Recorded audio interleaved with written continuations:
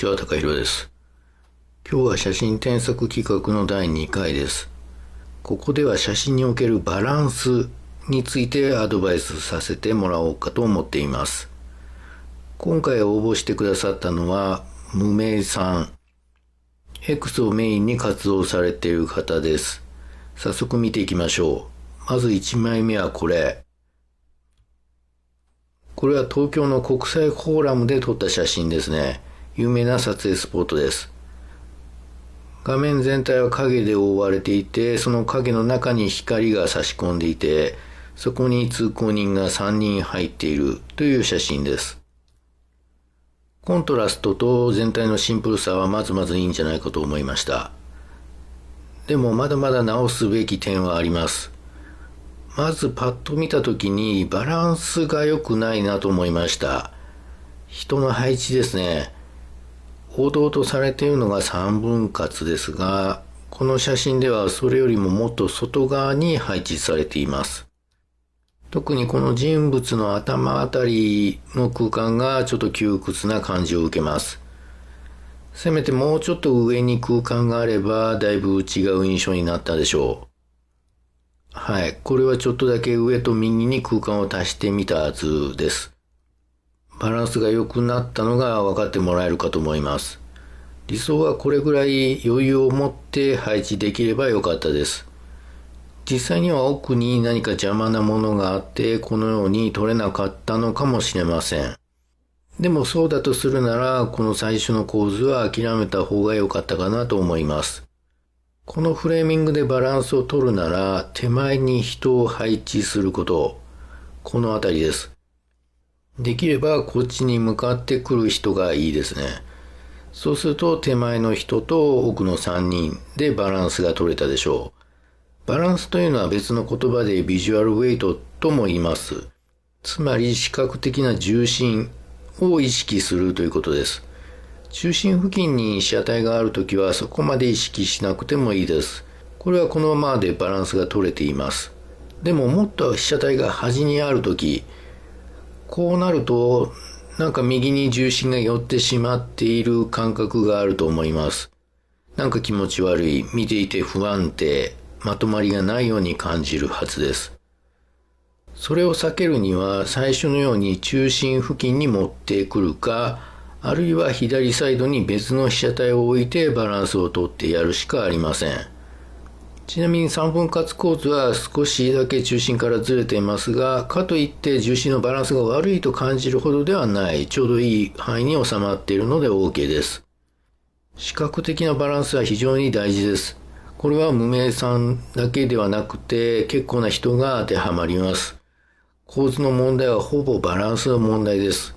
そのバランス感覚、写真が上手い人は全員持っている感覚なので早めに習得した方がいいでしょう。そんなに難しいものではありません。ロジックで勉強するのもいいですし、一般的に良いとされている写真や絵画を見まくっていれば自然と身につきます。バランスの問題以外でも少し話しておきます。それはこの3人の被写体です。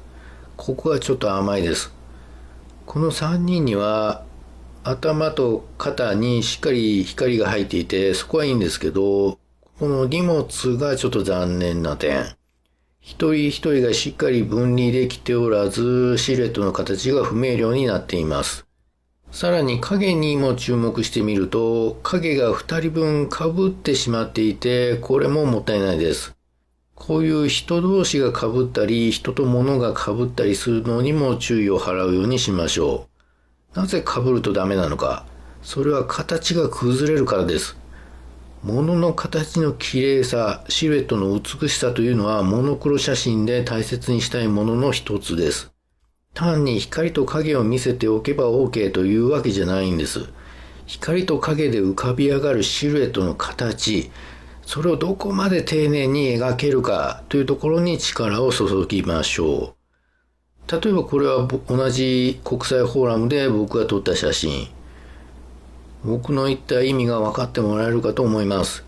人の頭、足の角度、手に持ったバッグ、すべてがしっかりと描けています。こういう完璧なタイミングを捉えられるようになるのが理想です。シンプルな要素で勝負する写真だからこそ、こういう細かい部分をどれだけ追求できるかで写真の見栄えが変わります。レベルの高い話をして申し訳ないですが、運営さんはこれからさらにレベルアップしていかれる方だと思うので、遠慮なくダメ出しさせていただきます。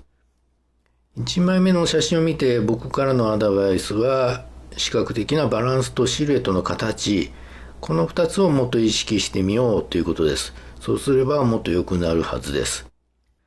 次は2枚目に行きます。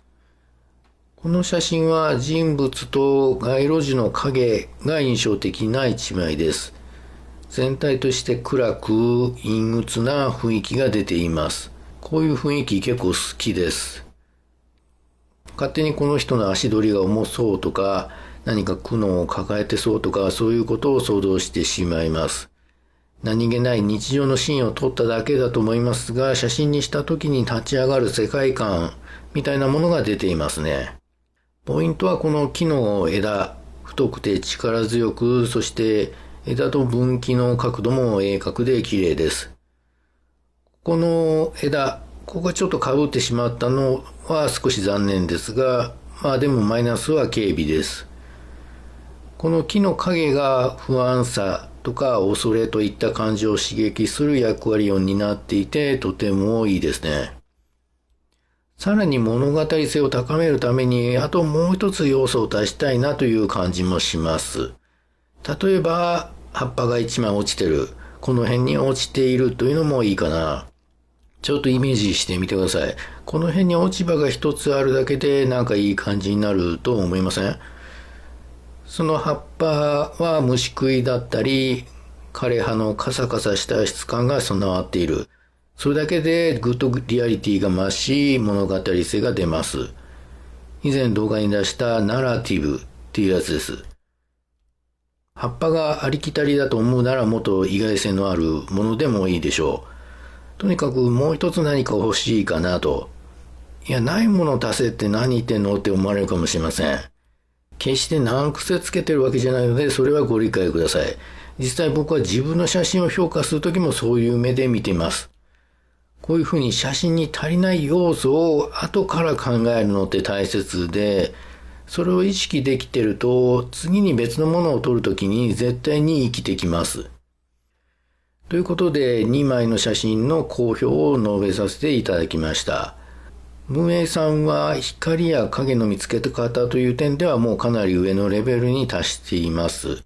あとは全体のバランス、物の形、そして何か足せる要素はないかについてもっと意識するとさらに良くなると思いますので、これからも写真をどんどん撮っていってほしいですね。